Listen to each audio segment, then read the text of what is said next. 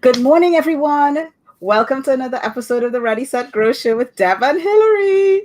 This month, first of all, because this is the second week in February already, this year is like flying.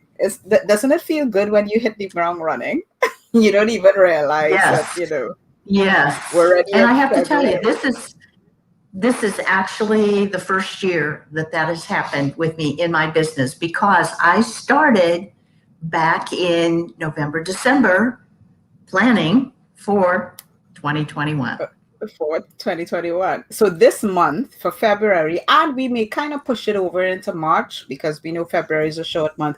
We're talking about technology, that Mhm. scary thing that you just have to embrace when it Yes. comes to your online business, right? And we're going to be going through each week a little piece of the technology that you need in order to have an online business, right? Now, some people say, oh, you don't need this, you don't need that, you just need a Facebook account, you just need some social media account. I shouldn't say Facebook, but some social media account and you're good to go.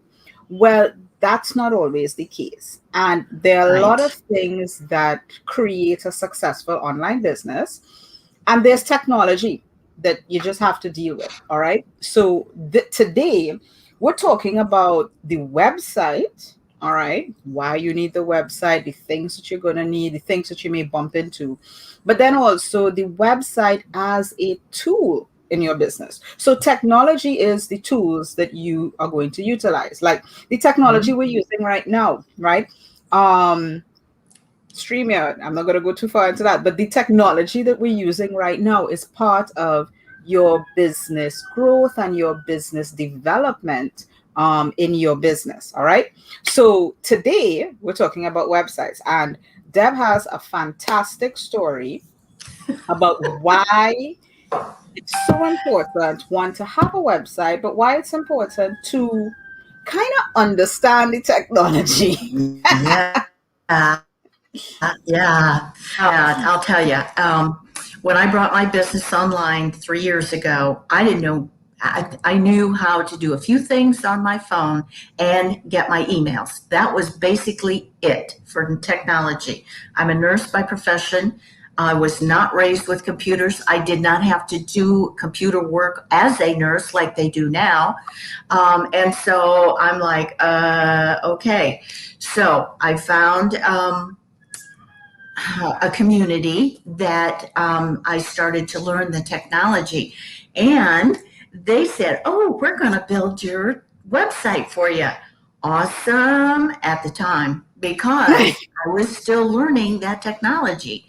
And so I would just get whatever they needed. They would say, Deb, you got to go get a domain. Deb, you got to do this. You got to do that. And so I would do that, not paying any attention because I'm thinking, this is awesome. They're building my website because even at that point, as young, so to say, as I was in that technology, I knew I needed a website, something that I owned. And so here I am, about 18 months later, almost 2 years actually. And I'm like, oh my goodness.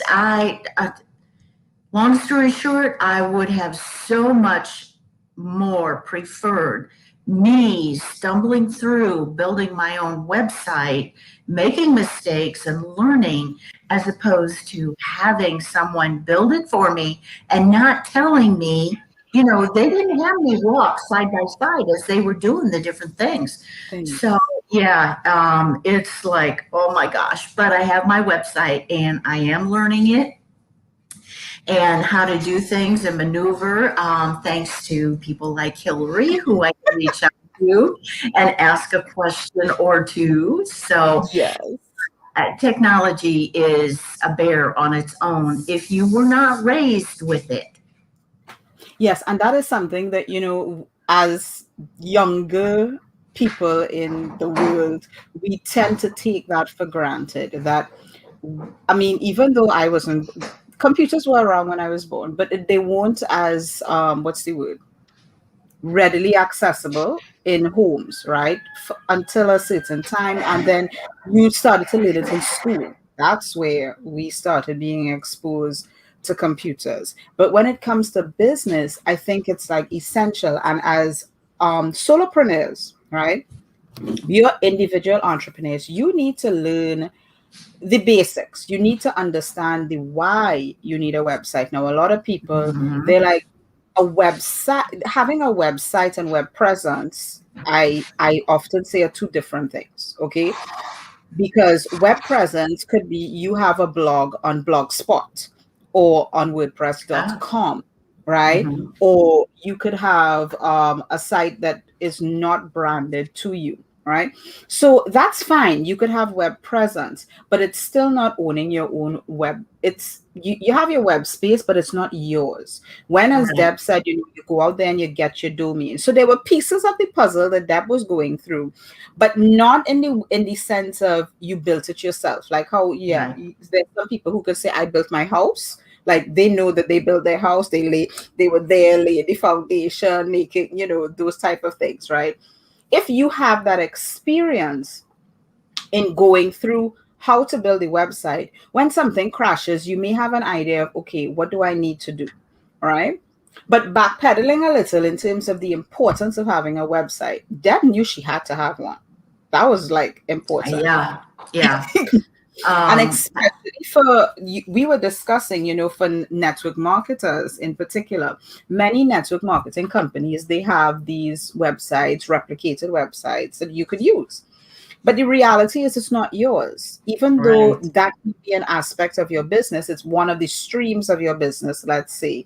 That's not your website. Now, we're not saying don't use them. What we're saying is integrate them somewhere into your website. That's your domain, that's your brand. Because, right. And that's exactly. I have a replicated website. And again, this was actually even before I had my own website. So my company said, "Oh, we're going to give you a website."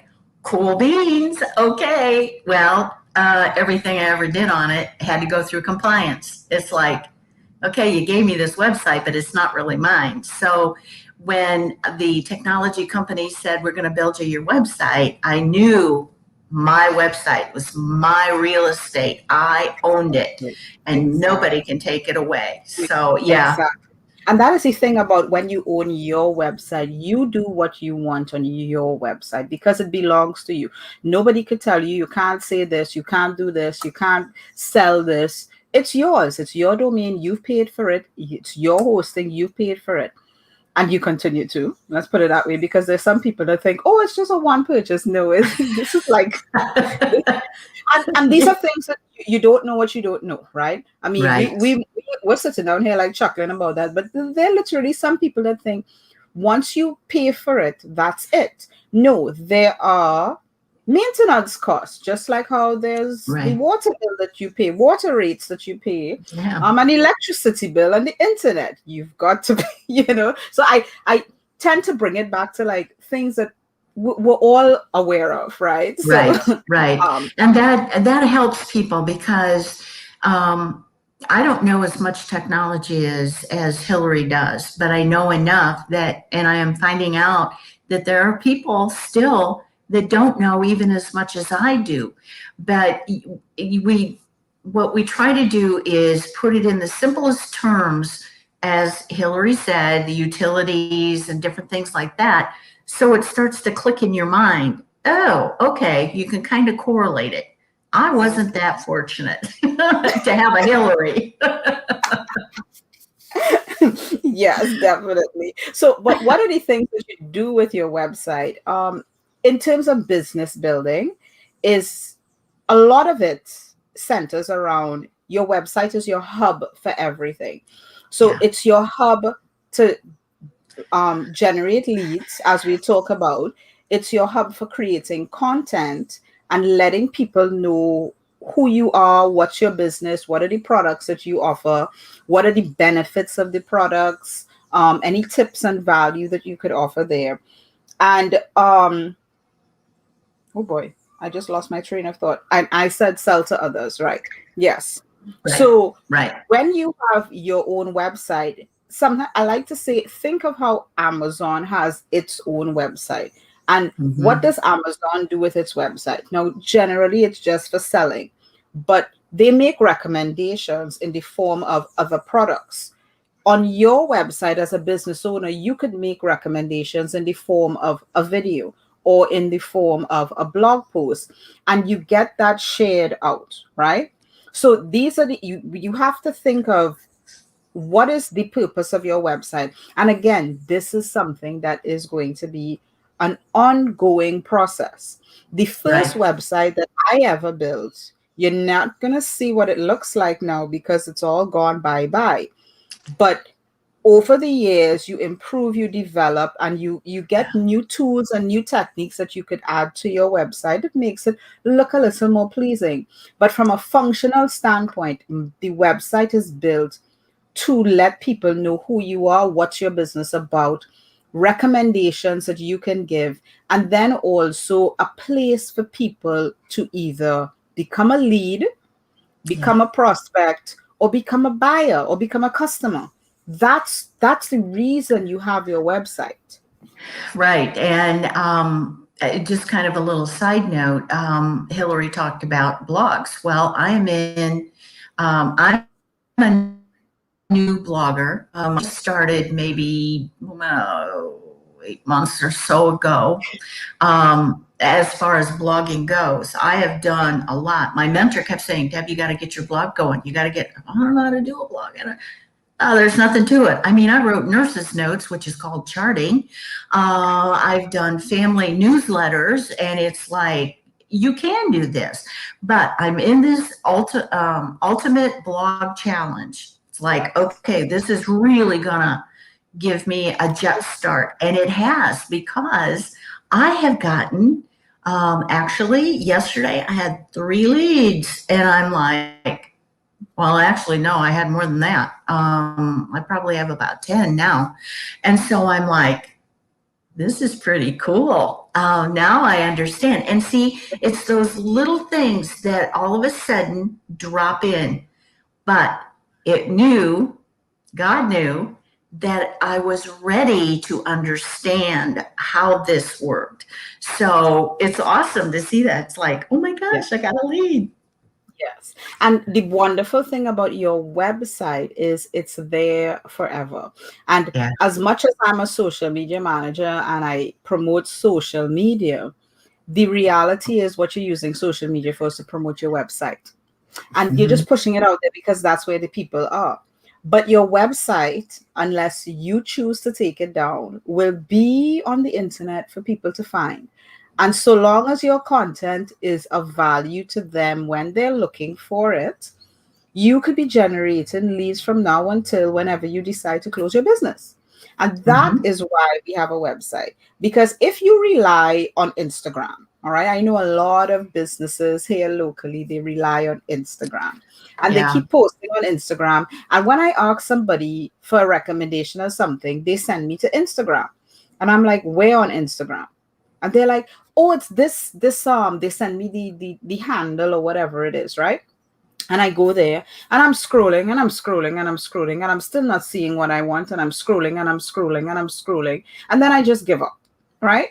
That's the nature of social media. It disappears. It Yeah. disappears. But if you've got your website and you talk about the product that you're selling and it's there on a page or it's there on a blog post, all people have to do is search and then they'll find it. They don't Yep. have to go scroll, right? And believe it or not, I mean, I have a lot of patience. I've got 3 kids, and I don't have patience with this scroll. I really don't. I So agree. Oh, I agree. I agree. You know, I've heard about the scroll hole, but until just the last 6 months or so, did it really become, because I really didn't do Facebook other than for my business. But it's like, holy cow, I can see how people just like, and I don't have patience for it either. It's like when I want something, when I need to find something, I want it now. I don't have time to do this. And so, yeah, and a that's lot of scrolling people, us. yeah, and a lot of people are like that, and that is why you need a website. That's why a website is like almost I mean, it's a no-brainer, right? Long Yeah. ago, people were like, okay, we'd have a website, and it's kind of like a flyer on the internet. Now it's the place where people are searching. It's like Google wants you to produce content. Google wants you to put things out there so that you are able to be found. All right. And you're not going to be found through social media unless it's like, a search social media, right? Right. Right. Like our good friend over there on Pinterest, right? Yep. But other than that, it's your website. The foundation of it is your website. Now, one of the things that we wanted to talk about, and we'll just sneak it in here, we maybe delve into it a little more in terms of what's the technology. But on your website, right? And you heard Deb say that she got 3 leads. And the reality is you can get leads in different ways on your website.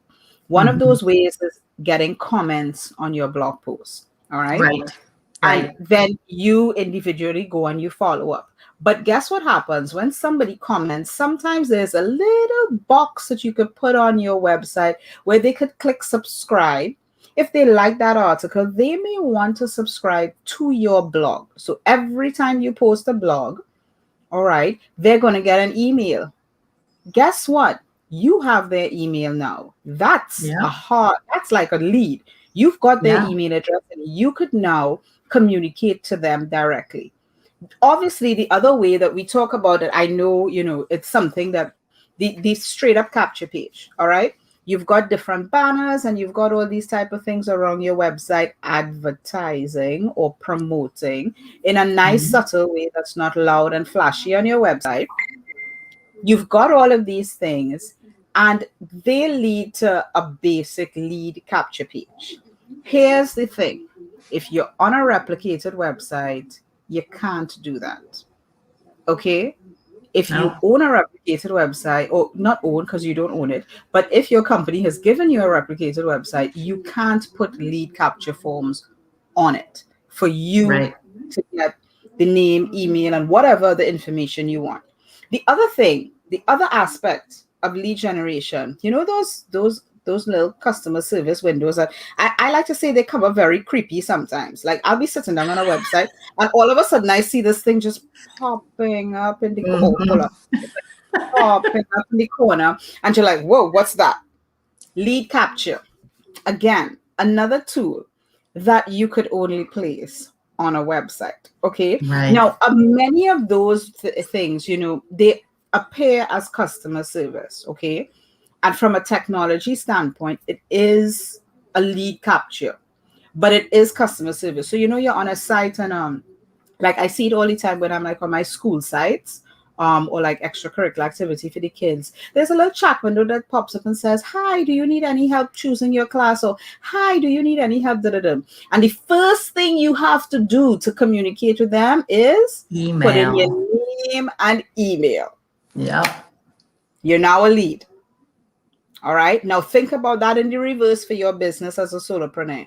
These are little tools that you can add to your website that are going to help you in your business, because what do businesses need all the time? People. People. You need people. It's like you're not going to be in business without people. So Right. you've got to connect with people, communicate with people, and share resources with people. And you're going to do that from your website and using some of these tools that we mentioned today. All right. So And next week, I mean, that's all I had in terms of yeah, that was a lot. well, it was, but I want to just say on the part where you just said share, Mhm. that when they shared their name and email with us, we share value back with them, and what that's doing is building a relationship, a follower. Mhm. It's building a follower, and it's building a follower that's a little more long term than the 5 seconds where they just hearted your image on, Yeah. you know, Instagram. Those Yep. are those are true followers, because when you shared information that somebody could relate to, take into, it's like when I was looking at some of the comments on my recent blog posts. I mean, I had comments from mothers, from people who are grandmothers, from people who are not mothers, that loved the value that was inside of that post just because Mm-hmm. it connected to them where they were in their time right now. Obviously, yes, even though it was related and it was written for mothers and maybe specifically mothers of young children, because that's where I'm at, but it still was relatable to other entrepreneurs, right? Right. Because it's not only a mother that has to juggle a million and one things, right? Yes, a mother does, but they in your life as a female, as a male, you still have to juggle many things, right? And that's, it related to them. So that is where you build true followers Right. because you have made a connection with somebody. And better Yep. yet, if you could make the connection using this technology. Yep. I All love right. it. Yes. So that is it for this week. Next week, we're going to be taking lead generation and looking at the technology of how you continue that. All right. Now, there's a lot behind this, and we're actually, I think this is a surprise. What I think we're going to do is we're going to do a little screen share. All right. In terms of the Oh, back end of fun. some of this technology, so that you can see Okay. what your options are out there and see what can be done. All right. So Yeah. we will see you next week for another episode of the Ready Set Grow Show. Deb, it's been great as always. Same here, Hillary. I love doing this with you. Yes. All right. Bye, everybody, and we'll see you next week. Bye.